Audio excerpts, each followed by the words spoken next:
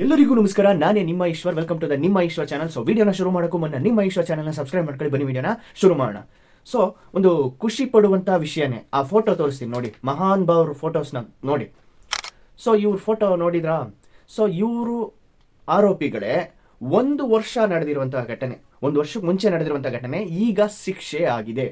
ಗಲ್ಲು ಶಿಕ್ಷೆಯನ್ನು ಕೊಟ್ಟವ್ರೆ. ಸೊ ಇದ್ರ ಬಗ್ಗೆ ಮಾತಾಡೋಣ. ಸೊ ಮೊದಲೇ ಒಂದು ವಿಡಿಯೋ ಹಾಕಿದ್ದೀನಿ. 1 ವರ್ಷಕ್ಕೆ ಮುಂಚೆನೇ ನಾನು ವಿಡಿಯೋ ಹಾಕಿದ್ದೆ. ಬಟ್ 1 ವರ್ಷ ನಾನು ವೀಡಿಯೋನೇ ಹಾಕಲಿಲ್ಲ. ಅದತ್ರ ಒಂದು 12 ತಿಂಗಳು, ಒಂದು 10 ತಿಂಗಳು ವೀಡಿಯೋನೇ ಹಾಕಿರಲಿಲ್ಲ. ಬಟ್ 1 ವರ್ಷಕ್ಕೆ ಮುಂಚೆನೇ ಸೊ ಏನು ನಡೆದೈತೆ ಅಂತ ಸ್ವಲ್ಪ ಹೇಳ್ತೀನಿ. ಸೊ ಇನ್ನು ಮಿಕ್ತವೆಲ್ಲ ಡೀಟೇಲ್ಸ್ ಆಗಿ ಈ ವಿಡಿಯೋ ಎಂಡಲ್ಲಿ ಬೇಕಾದ್ರೆ ಆ ವಿಡಿಯೋ ಲಿಂಕನ್ನು ಕೊಟ್ಟಿರ್ತೀನಿ, ಬೇಕಾದ್ರೆ ಅದರಲ್ಲಿ ಕ್ಲಿಕ್ ಮಾಡಿ ನೋಡ್ಕೊಳ್ಳಿ. ಸರಿಯಾ? ಈ 1 ವರ್ಷಕ್ಕೆ ಮುಂಚೆ ನಡೆದಿರುವಂಥ ಒಂದು ಘಟನೆ ಎಲ್ಲಿ ನಡೆದೈತೆ ಅಂತಂದರೆ, ಕೊಪ್ಪಳ ಜಿಲ್ಲೆಯ ಗಂಗಾವತಿ ತಾಲೂಕಿನ ಸಾಣಾಪುರ ಸಮೀಪದ ತುಂಗಭದ್ರಾ ಎಡದಂತೆ ನಡೆದಿರುವಂಥ ಒಂದು ಘಟನೆ. ಮಾರ್ಚ್ 6ರಂದು ನಡೆದಿರುವಂಥದ್ದು.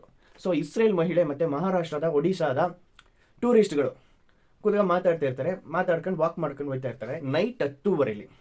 ಸೊ ಸಮಥಿಂಗ್ ಅಲ್ಲಿ ಯಾರು ಕೂಡ ನಿರ್ಜನ ಪ್ರದೇಶ ಅಂತ ಹೇಳ್ತಾರೆ, ಅಂದರೆ ಯಾರು ಕೂಡ ಹೋಗದೆ ಇರುವಂಥ ಜಾಗ, ಮೋಸ್ಟ್ಲಿ ಬ್ಯಾನ್ ಮಾಡಿರುವಂಥ ಜಾಗನ ಏನೋ ಗೊತ್ತಿಲ್ಲ. ಬಟ್ ನಿರ್ಜನ ಪ್ರದೇಶ, ಯಾರು ಕೂಡ ಓಡಾಡಲ್ವಂತೆ. ನೈಟ್ ಹೊತ್ತು ಕರಡಿಗಳು ಓಡಾಡ್ತವೆ ಮತ್ತು ಚಿರತೆಗಳು ಓಡಾಡ್ತವೆ ಅಂತಿದ್ರು. ಬಟ್ ಆದರೂ ಕೂಡ ಗಿಟಾರ್ನ ಬಾರಿಸ್ಕೊಂಡು ಏನೋ ಅಂದರೆ ನೇಚರ್ನ ಎಂಜಾಯ್ ಮಾಡೋಕ್ಕೆ ಹೋಗ್ತೀನಿ ಅಂತೇಳಿ ಓದಂಥವ್ರು ಟೂರಿಸ್ಟ್ರು ಇಸ್ರೇಲ್ ಮಹಿಳೆ ಮತ್ತು ಪ್ರೈವೇಟ್ ಹೋಮ್ ಸ್ಟೇ ಒಡತಿ ಅಂತ ಹೇಳಿದ್ರು. ಆ ಹೋಮ್ ಸ್ಟೇ ಒಡತಿ ಜೊತೆ ಸೇರಿ ಸೊ ಮಹಾರಾಷ್ಟ್ರದ ಒಡಿಸ್ಸಾದ ಒಂದಷ್ಟು ಜನ ಇದ್ದರು. ಬಟ್ ಆದರೆ ಒಂದು 5-6 ಜನ ಏನೋ ಇದ್ರು ಅಂತ ಅನಿಸುತ್ತೆ. ಸೊ 2 ಮಹಿಳೆಯರು ಮತ್ತು ಫಾರಿನರ್ಸ್ ಇಬ್ಬರೇನೋ. ಫಾರಿನರ್ಸ್ ಅಂತಂದರೆ ಅದೇ ಹಸ್ಬೆಂಡ್ ಆ್ಯಂಡ್ ವೈಫ್, ಇಸ್ರೇಲ್ ಮಹಿಳೆ ಇಸ್ರೇಲ್ ಗಂಡ ಏನೋ, ಸೊ ಬಾಯ್ ಫ್ರೆಂಡೋ ಏನೋ ಗೊತ್ತಿಲ್ಲ. ಸೊ ಆಗ ಒಂದು ವಾಹನದಲ್ಲಿ ಬಂದಂಥ 3 ಆರೋಪಿಗಳು ಇವರೇ. ಮೊದಲು ಫೋಟೋ ತೋರಿಸ್ತಾನಲ್ಲ ಅವರೇ.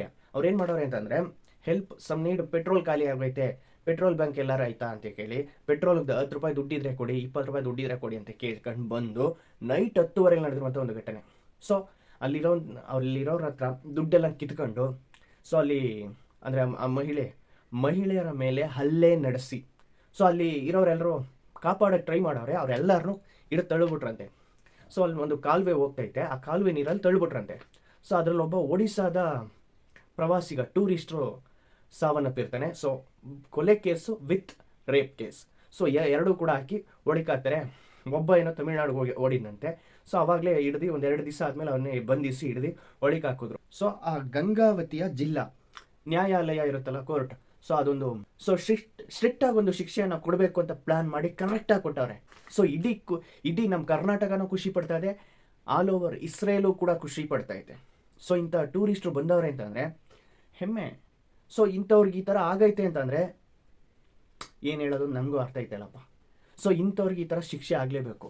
ಸೊ ಇವರ ಬಗ್ಗೆ ನಿಮ್ಮ ಅನಿಸಿಕೆಯನ್ನು ಕಮೆಂಟಲ್ಲಿ ಹೇಳಿ. ಸೊ ಆಗ ಒಂದು ವಿಡಿಯೋ ಹಾಕಿದೆ, ಬಟ್ ಆಗಲೂ ತೊದಲಿಸ್ತಿ. ಸೊ ಈ ಥರ ಮಾತಾಡ್ತಿರಲಿಲ್ಲ ಅವಾಗ, ಇನ್ನೂ ತೊದಲಿಸ್ತಿದೆ. ಸೊ ಆ ವಿಡಿಯೋ ಬೇಕಾದ್ರೆ ಲಿಂಕನ್ನು ಕೊಡ್ತೀನಿ. ಸೊ ಡೀಟೇಲಾಗಿ ಹಾಕಿರ್ತೀನಿ, ಸ್ವಲ್ಪ ತೊದಲಿಸಿರ್ತೀನಿ ನೋಡಿ. ಸೊ ಇದರ ಬಗ್ಗೆ ನಿಮ್ಮ ಅನಿಸಿಕೆಯನ್ನು ಕಮೆಂಟಲ್ಲಿ ಹೇಳಿ. ಹಾಗೆ ಇನ್ನೊಂದು ವಿಡಿಯೋದಲ್ಲಿ ನಿಮ್ಮನ್ನು ಮೀಟ್ ಮಾಡ್ತೀನಿ. Thank you.